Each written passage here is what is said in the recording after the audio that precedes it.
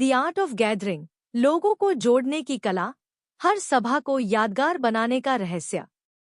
क्या आपने कभी सोचा है कि ज्यादातर मीटिंग्स, पार्टियां या गेट टुगेदर इतने बोरिंग क्यों लगते हैं? लोग आते हैं, बातें करते हैं, खाना खाते हैं और फिर सब भूल जाते हैं। लेकिन कुछ सभाएं ऐसी होती हैं जो हमारे अंदर कुछ बदल देती हैं। तो सवाल है, अंतर कहाँ है? आज हम बात करेंगे बेस्ट सेलिंग किताब द आर्ट ऑफ गैदरिंग के मुख्य सिद्धांतों की, जो सिखाती है कि किसी भी सभा को सार्थक, यादगार और प्रभावशाली कैसे बनाया जाए। पार्ट 1, सभा का असली उद्देश्य, द पर्पस ऑफ गैदरिंग। ज्यादातर लोग सभा का उद्देश्य तय नहीं करते, वो बस आदत से सभा करते हैं। जैसे हर साल पार्टी करनी ही है या टीम मीटिंग तो करनी ही है। लेकिन लेखक का कहना है, हर सभा को किसी साहसिक और स्पष्ट उद्देश्य से शुरू होना चाहिए। एग्जाम्पल, अगर आप कहते हैं हम बस कंपनी के लोग मिल रहे हैं, तो ये एक श्रेणी है, उद्देश्य नहीं। लेकिन अगर आप कहते हैं हम मिल रहे हैं ताकि अपनी टीम की क्रिएटिविटी को फिर से जगाएं, तो यह एक विशिष्ट, जीवंत उद्देश्य है। आपका उद्देश्य 3 चीजें होना चाहिए: स्पेसिफिक, विशिष्ट; यूनिक, अद्वितीय; डिस्प्यूटेबल, विवादास्पद। यही उद्देश्य आपकी हर निर्णय का फिल्टर बनेगा। किसे बुलाना है, कहाँ मिलना है, क्या करना है, सब कुछ। पार्ट 2, किसे बुलाना है और किसे नहीं, इंक्लूजन एक्सक्लूजन। होस्ट, सुनने में अजीब लगेगा, लेकिन हर किसी को बुलाना सही नहीं होता, क्योंकि अत्यधिक समावेशन अक्सर उद्देश्य की अस्पष्टता का संकेत है। अगर आप सभी को बुला रहे हैं ताकि कोई नाराज न हो, तो आप सभा की आत्मा खो रहे हैं। कभी कभी सोच समझकर किया गया बहिष्कार, थॉटफुल एक्सक्लूजन, सबसे बड़ा उपहार होता है, क्योंकि यह उन लोगों के अनुभव की रक्षा करता है जो वास्तव में वहां होने चाहिए।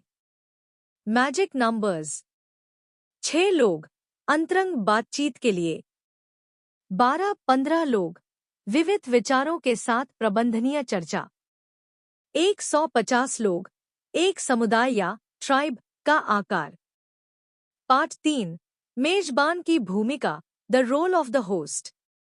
कई लोग कहते हैं मैं चिल होस्ट बनना चाहता हूं, लेकिन सच्चाई ये है कि जब मेजबान नियंत्रण छोड़ देता है, तो सभा में अराजकता, केओस आ जाती है। लेखक कहते हैं, अच्छा मेजबान वो होता है जो उदार अधिकार, जेनरस अथॉरिटी के साथ नेतृत्व करता है। इसका मतलब है शक्ति का प्रयोग अपने लिए नहीं, बल्कि मेहमानों के लाभ के लिए करना। 3 जिम्मेदारियां: मेहमानों की रक्षा करना, प्रोटेक्ट गेस्ट्स; उन्हें समान बनाना, इक्वलाइज गेस्ट्स; उन्हें जोड़ना, कनेक्ट गेस्ट्स। पार्ट 4, स्थल और माहौल, वेन्यू वर्ल्ड बिल्डिंग। स्थान सिर्फ एक जगह नहीं होता, वो संदेश देता है कि यहाँ कैसा व्यवहार अपेक्षित है। एग्जाम्पल, अगर आप किसी रचनात्मक चर्चा के लिए मिल रहे हैं, तो कॉन्फ्रेंस हॉल के बजाय किसी पार्क या आर्ट स्टूडियो में मिलिए। वह माहौल अपने आप सोच को खोल देता है। हर सभा एक अस्थायी वैकल्पिक दुनिया, टेम्पररी वर्ल्ड, होनी चाहिए, जहां लोगों को लगता है कि यह पल अनोखा है और फिर नहीं दोहराया जाएगा। पार्ट 5, शुरुआत और समापन, ओपनिंग क्लोजिंग। सभा तभी सफल होगी जब उसकी शुरुआत और अंत दोनों जानबूझकर बनाए जाए। शुरुआत में मेहमानों को सम्मानित और विस्मित महसूस कराए। पहले ही पल से माहौल बनाए कि यह कुछ खास है। अंत में सभा को धीरे धीरे खत्म न होने दे, बल्कि उसे एक सार्थक समापन दे। जैसे कोई साझा प्रतिज्ञा, रिफ्लेक्शन या धन्यवाद। याद रखिए, अच्छी सभा वहीं खत्म होती है जहां लोग अपने अंदर कुछ बदलता महसूस करें। 5-6 प्रामाणिकता और विवाद, ऑथेंटिसिटी कंट्रोवर्सी। ज्यादातर लोग सभाओं में सेफ टॉपिक्स पर टिके रहते हैं। कोई असली बात नहीं होती, बस औपचारिकताएं।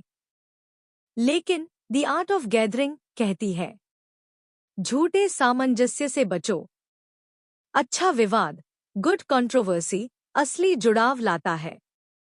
लोगों को उनके स्टंप स्पीचेस नहीं, बल्कि उनके स्प्राउट स्पीचेस, नए अधूरे विचार बोलने दो। यही प्रामाणिकता है, यही गहराई है। Conclusion of the book. तो अगली बार जब आप कोई सभा आयोजित करें, चाहे वो एक मीटिंग हो, एक पारिवारिक डिनर या एक बड़ा कार्यक्रम, खुद से ये 3 सवाल जरूर पूछिए। मैं किस उद्देश्य से लोगों को बुला रहा हूं? कौन होना चाहिए और कौन नहीं? और मैं इस पल को कैसे यादगार बना सकता हूं? यही है द आर्ट ऑफ गैदरिंग। अगर आपको ये वीडियो पसंद आया तो लाइक करें, सब्सक्राइब करें और कमेंट में बताइए, आपके हिसाब से अब तक की सबसे यादगार सभा कौन सी रही है?